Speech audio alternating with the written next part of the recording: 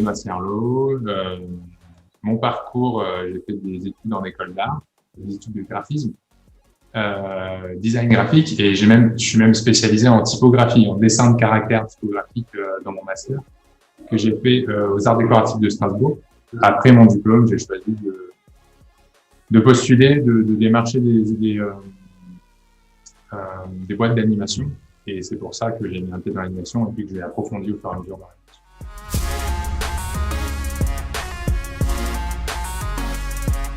Je m'appelle Sylvain, j'ai 23 ans et avant je faisais des études de design, un peu pareil que ce que faisait Benoît, mais c'était plus design, c'était à Clermont-Ferrand, c'était un cursus assez spécial où on voyait 3 champs de design graphique, design d'espace et design de produits.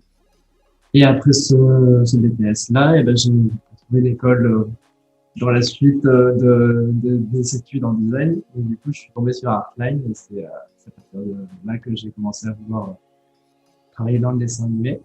Et j'ai fait mon bachelor à Artline et c'est au bachelor de l'année dernière que Sophie était présente au jury de fin d'études et qu'elle a vu mon profil et qu'elle a proposé une alternance grâce à mon profil.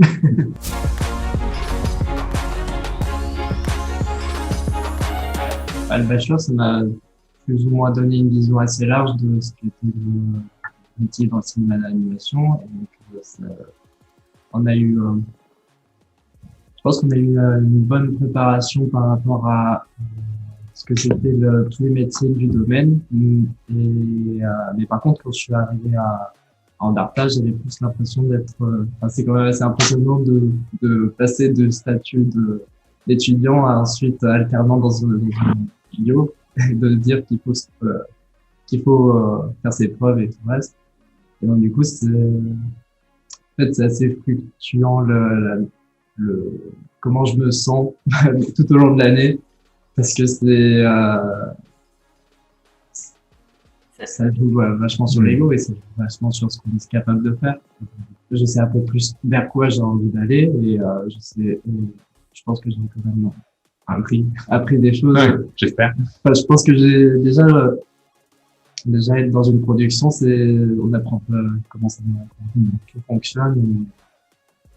Sachant en plus que il y a des spécificités de studio et même de production. Toutes les productions ne se ressemblent pas, tous les studios n'ont pas le même fonctionnement.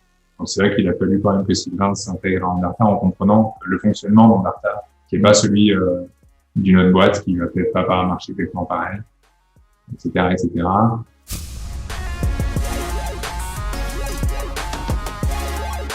C'est une jeune boîte du coup dans l'animation, mais c'est une boîte qui essaye d'avoir une vraie prétention de qualité graphique et de travailler sur des projets qui essayent d'être haut de gamme, on va dire, en termes de rendu. Donc c'est hyper intéressant pour nous à travailler, mais c'est aussi un gros challenge, un gros investissement d'essayer de matcher ça.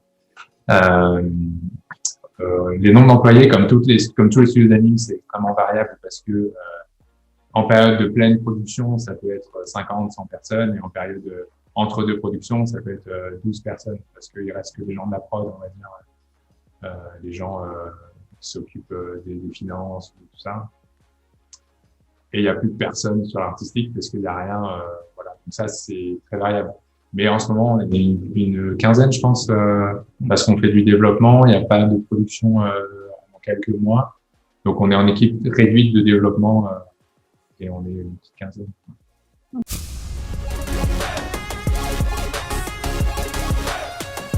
C'est encore plus particulier pour moi parce que je travaille pas uniquement pour Andarta, mais du coup, il y a une partie de la semaine où je suis là.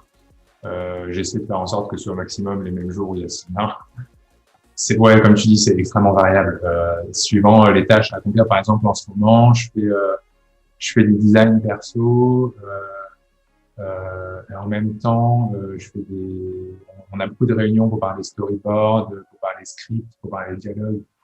Et ça, je suis un peu soumis aux impératifs quand la prod dit OK, cet après-midi, on a une réunion, OK, cet après-midi, je fais une réunion. Comme ça, c'est comme tout le monde, il n'y a pas de journée vraiment type, j'ai pas un planning précis, quoi. Ça dépend des jours, ça dépend des demandes, de la production, des équipes. On essaie de mêler tout ça un peu au jour le jour, au fur et à mesure.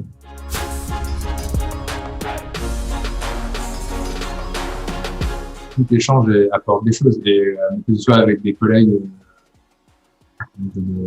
employés ou des stagiaires, alternants ou non, il y a toujours un apport. Et apprendre des choses aux autres, déjà, c'est intéressant quand on peut le faire. C'est aussi une manière intéressante de se confronter, comme n'importe quel professeur, hein, de se confronter à son propre savoir et à sa pédagogie et sa capacité à le transmettre, d'être capable aussi de transmettre des choses et que ce soit bien reçu, que ce soit compris, que ce soit comment dire, que ça puisse vraiment aider la personne et pas juste lui dire ça va, ça va pas. On essaie de faire en sorte que les stagiaires ils puissent s'en servir de ça pour grandir et pour savoir ce qu'ils veulent faire aussi de leur vie, ce qu'ils veulent faire après. Moi, j'ai appris plein de choses aussi avec Sylvain dans les échanges, parce que c'est ça qui est intéressant. Un alternant, il ramène, comme je dis, il ramène son savoir. Et typiquement, Sylvain qui a pas mal appris, même si je sais que c'est pas non plus ta tasse de thé principale, mais tu as fait beaucoup de 3D. Oui. Moi, j'en ai fait très peu, et en plus, je n'ai pas du tout approfondi ça. Et en échangeant, le fait que lui puisse se servir de la 3D pour certaines étapes de développement, là où moi je le fais pas, moi je suis très content que Sylvain soit venu et qu'on ait fait des choses, même si j'aurais aimé peut-être qu'on ait plus de temps, qu'on puisse approfondir plus certaines choses. Mais les aléas de production, les aléas financiers, beaucoup font que il y a des choses qu'on peut pas approfondir, on peut pas juste être payé pour s'amuser, malheureusement. Et ça, ça vient toujours une barrière, ça vient toujours un frein.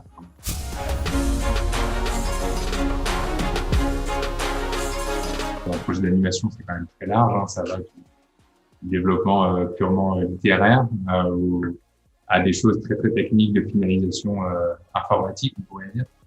Et là-dedans, il y a une partie artistique du dessin. Et moi, je m'occupe évidemment que de ça. Mais ce que je préfère, c'est vraiment le tout début de production en dessin, quand on va chercher des choses, quand on va explorer et pas chercher à finaliser. Et bon, à Andarta, c'est ce que je fais, donc je suis très content. Et ce que j'aime, évidemment, ce sont les projets qui vont amener le plus possible de création d'univers, le plus possible d'invention, de développement graphique, à chercher, à trouver une cohérence, à approfondir quelque chose.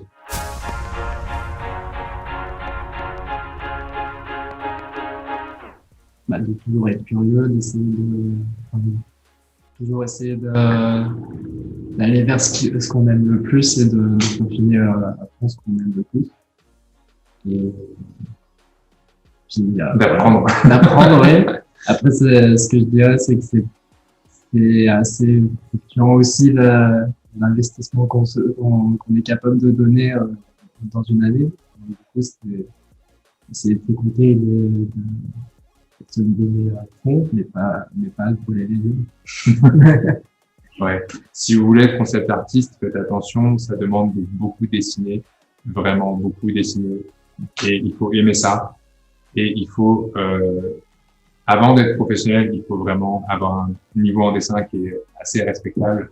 Même si on est tous différents, on a tous des niveaux et des styles différents, mais il faut être à l'aise avec le dessin, à l'aise avec la peinture numérique maintenant. Et ça, je connais pas le contenu de vos cours, mais moi, c'est un truc, c'est la première chose que je regarde chez quelqu'un qu'on embauche, et presque la seule chose que je regarde chez quelqu'un qu'on embauche, c'est la condition sine qua non au travail. Quoi. Donc, ça passe avant tout le reste, et c'est ce qu'il faut privilégier en tant qu'apprenant aussi, c'est d'être à l'aise avec ça. Et si vous êtes à l'aise avec ça, vous pourrez explorer le reste. Mais tant que vous n'êtes pas à l'aise avec ça, vous serez bloqué par ça, en fait. Courage à tous ceux qui veulent se lancer.